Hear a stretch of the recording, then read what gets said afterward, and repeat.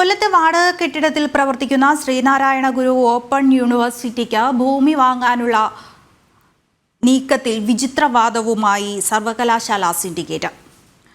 വാങ്ങാൻ ഉദ്ദേശിക്കുന്ന ഭൂമിയുടെ വില വില്ലേജ് ഓഫീസർ കുറച്ച് കാണിച്ചുവെന്ന നടപടി വേണമെന്നാണ് ആവശ്യം. സിൻഡിക്കേറ്റ് തീരുമാനം ഭൂമാഫിയകളെ സഹായിക്കാനാണെന്ന ആക്ഷേപവും ഉയരുന്നുണ്ട്. സർവകലാശാലയ്ക്കായി കൊല്ലം മുണ്ടക്കലിൽ കണ്ടെത്തിയ 8 ഏക്കർ ഭൂമിയുടെ മൂല്യനിർണ്ണയം നടത്തിയ വില്ലേജ് ഓഫീസർക്കെതിരെയാണ് സർവകലാശാല സിൻഡിക്കേറ്റ് ആക്ഷേപം ഉന്നയിക്കുന്നത്. പ്രദേശത്ത് നേരത്തെ നടന്ന രജിസ്ട്രേഷനുകളുടെ അടിസ്ഥാനത്തിൽ സെന്റിന് 2,20,000 രൂപയാണ് വില്ലേജ് ഓഫീസർ അടിസ്ഥാന വിലയായി നിശ്ചയിച്ചത്. എന്നാൽ സെന്റിന് 7 മുതൽ 10 ലക്ഷം വരെ വിലയുള്ള ഭൂമി വില്ലേജ് ഓഫീസർ കുറച്ചു കാണിച്ചു എന്നാണ് സിൻഡിക്കേറ്റിന്റെ വിചിത്ര ആവശ്യം.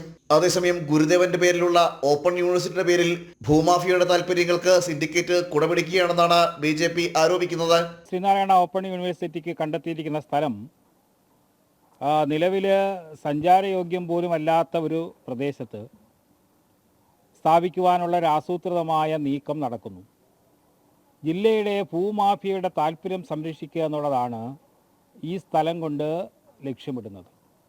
വില്ലേജ് ഓഫീസറും ബന്ധപ്പെട്ട തഹസിൽദാരുമൊക്കെ ഭൂമിയെ സംബന്ധിച്ച് നിലവിലുള്ള ചട്ടമനുസരിച്ചിട്ട് വില തീരുമാനിക്കപ്പെട്ട് കൊടുത്തിട്ടുണ്ട് സിൻഡിക്കേറ്റിന്.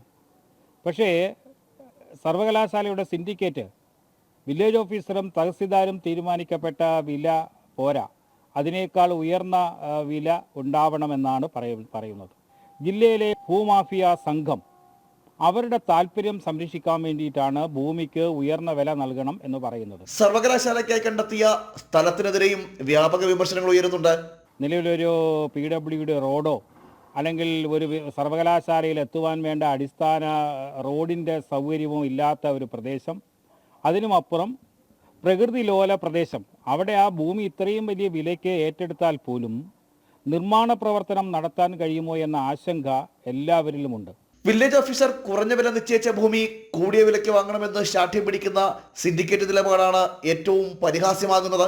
വിദ്യാർത്ഥികൾക്കും അധ്യാപകർക്കും വന്നെത്താൻ യാത്രാ സൗകര്യമുള്ള സ്ഥലങ്ങൾ വേറെ ഉണ്ടെന്നിരിക്കെ ഈ വിജനമായ പ്രദേശത്ത് സ്ഥിതി ചെയ്യുന്ന സ്വകാര്യ വ്യക്തിയുടെ ഭൂമി തന്നെ വേണമെന്ന ശാഠ്യം ആർക്കാണ്?